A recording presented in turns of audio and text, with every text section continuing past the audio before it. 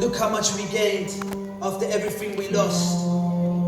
How can I not place my trust in something that knows us better than we know us? How can I not pray and give thanks? After all of those mistakes, He gave me chance after chance. You see, before birth it was darkness, and after life I always thought it'd be the same. But the soul is separate from the body, and after death the soul shall remain. They say, then unto God we shall return, as is from Him we all came. Some question, does He even exist? What's understood need not be explained. But we're people of understanding. You see, we're people of living and ignoring. Let's ignore the reality so we can enjoy the fantasy. Fantasy is all it is when you don't enjoy it actually. A people of pretenders. Let's pretend we're filled with happiness, smiling on the outside, but inside's filled with sadness.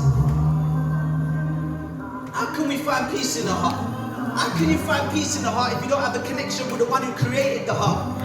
You see, we can worship the clothes and we can worship the cars, but we don't worship the one who created the moon and the stars. It's crazy when you look at life. I grew up poor, so I was genuinely unhappy. And the media let us believe that success was in materials and money. So we look up to those who have the most, and we label them celebrities, wishing we had a life like theirs, while they're wishing they had a life of simplicity. You see, they spend their time trying to avoid the cameras. We spend our time trying to be in front of them. We praise them for their talent and their beauty, but we ignore the God that created them. That's like thanking a waitress that brings a meal but disregarding the chef. That's like praising the beauty of a building but not the architect.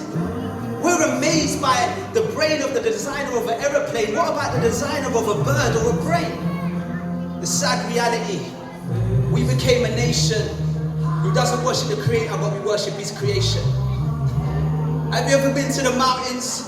Go to the mountains, stand upon them, ponder on them. Look at the clouds that hover over them. Look at the sky. Try and understand the life of the birds that fly. Or what about the sea? Watch a fish swim, a shark spin, and a jumping dolphin.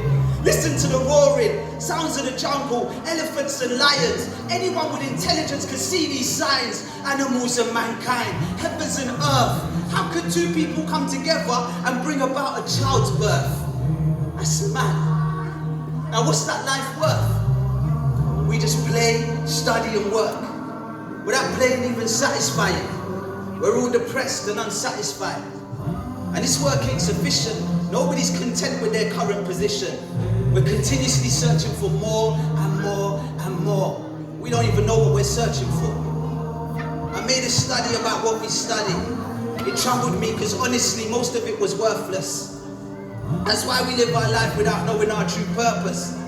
They taught us science, but they didn't really teach us science. They taught us history, but they didn't really teach us history. That was all from the wrong perspective and too selective. I didn't learn religion in RE. They can't modify me. I'm more Malcolm than Michael. I stay with this character delightful, but the brain is always serious. Focus on what's in front of us, looking ahead, past the night and days, ahead to the time when we fallen and raised. I can't live without praise. Don't praise me. Praise the one that made me. Praise the one that made it all. None of this could ever come about by chance. Look at the planets in the galaxy. This world would envy their one collision, but they orbit the sun in a perfect fashion. Imagine life without God. Imagine life without God. We was broke, prayed for money, then the door knocked. We were scared, prayed for safety, then the car stopped. And when it didn't, we kept the faith and saw the benefits another day.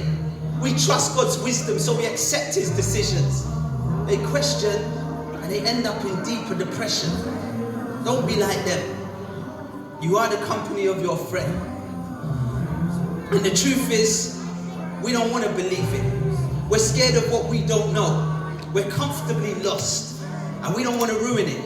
And the truth is, we'll be forced to if we've seen it, and we really see it every day, but we blind play like that's the easier way. How can you not believe in the God that created everything you admire? The ruler of the heavens and the fire.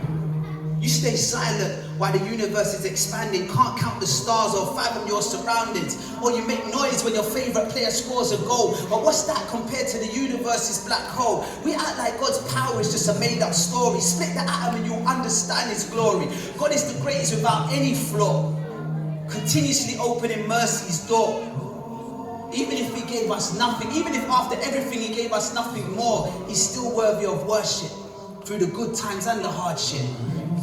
Humble yourself before you get humble. God is the greatest without any doubt.